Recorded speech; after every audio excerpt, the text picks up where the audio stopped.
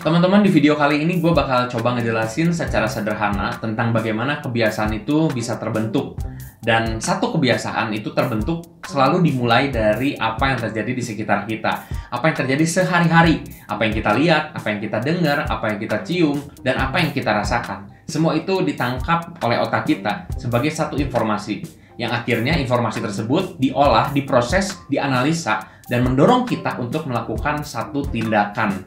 Nah, tindakan ini teman-teman akhirnya akan jadi catatan untuk kelak pada waktu otak kita menerima informasi yang sama, melihat hal yang sama, mendengar hal yang sama, dia akan ngingetin kita apa yang terjadi di masa lampau. Dan itu jadi dasar, itu jadi satu landasan untuk akhirnya kita memutuskan sesuatu. Nah, waktu ini terjadi berulang-ulang teman-teman, akhirnya terbentuklah satu kebiasaan. Misalnya nih teman-teman, gua punya kebiasaan untuk buka kulkas sebelum dan sesudah makan. Gue juga nggak tahu kenapa. Satu waktu istri tanya, lu teh ngapain buka kulkas, masih lapar?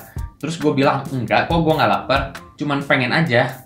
Gue nggak bisa ngejelasin apa yang terjadi saat itu, tapi itu jadi satu kebiasaan. Even mungkin sampai hari ini masih gue lakukan teman-teman. Teman-teman, nggak ada satu kebiasaan yang terjadi begitu aja. Pasti ada penyebabnya, dan penyebabnya itu terjadi di masa lalu.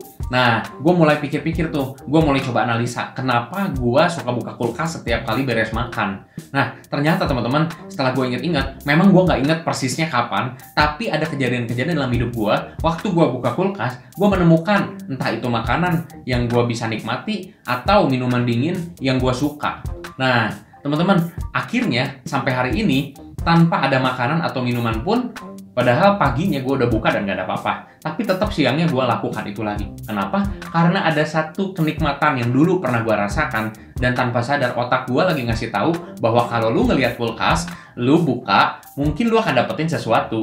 Nah, itulah teman-teman kenapa gue buka kulkas. Nah, teman-teman, di sini kita bisa belajar bahwa satu perilaku yang diulang-ulang itu akan menjadi satu kebiasaan. Dan kebiasaan yang berulang itu akan menjadi kebiasaan yang otomatis. Nah, kebiasaan kalau udah sampai di tahap ini, itu kita udah lakukan tanpa harus mikir lagi. Semuanya terjadi di alam bawah sadar. Dan otak kita memproses semuanya itu tanpa perlu kita secara sengaja menganalisa satu kejadian untuk kita akhirnya melakukan kebiasaan tersebut. Ada satu cerita teman-teman tentang seorang perawat yang pergi ke acara kumpul keluarga. Dan dia pergi dan dia bertemu dengan ayah mertuanya di acara tersebut. Waktu dia bertemu, dia perhatikan ada yang salah dengan wajah orang tuanya. Dan akhirnya dia bilang, Papa harus pergi ke rumah sakit sekarang juga. Papanya bingung, kenapa saya disuruh ke rumah sakit? Tapi akhirnya papanya pergi. Dan waktu di sana diperiksa, dan akhirnya rumah sakit memutuskan untuk melakukan operasi saat itu juga. Karena betul, hampir saja ayah mertuanya ini, papa mertuanya ini kena yang namanya serangan jantung. Nah, kenapa sih? Kok bisa cuman lihat dari mukanya aja, itu perawat ini bisa memutuskan ada yang salah.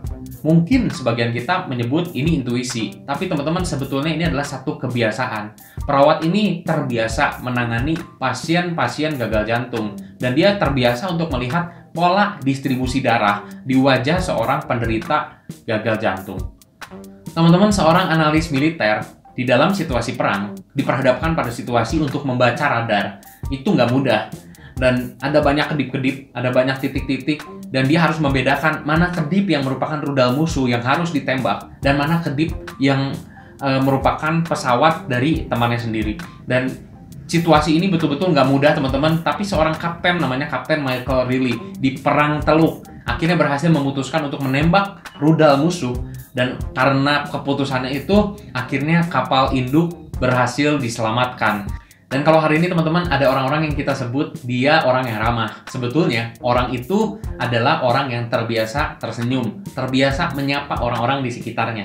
Dan kalau ada orang yang jago public speaking dan kita begitu kagum sama orang-orang itu, hari ini teman-teman gue mau kasih tahu bahwa sebetulnya orang itu memiliki kebiasaan mempersiapkan public speakingnya dan kebiasaan memilih kata-kata yang tepat untuk menyampaikan message-nya. Nah, teman-teman, dengan belajar kebiasaan, gue percaya kita akan jadi pribadi-pribadi yang lebih baik setiap waktunya.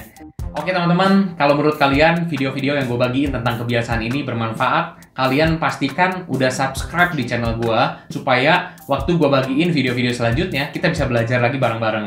Dan kalau menurut kalian ini juga bagus buat dibagiin, kalian boleh bagiin. Itu aja teman-teman, sampai ketemu di kolom komentar, sampai ketemu di video selanjutnya. See you guys.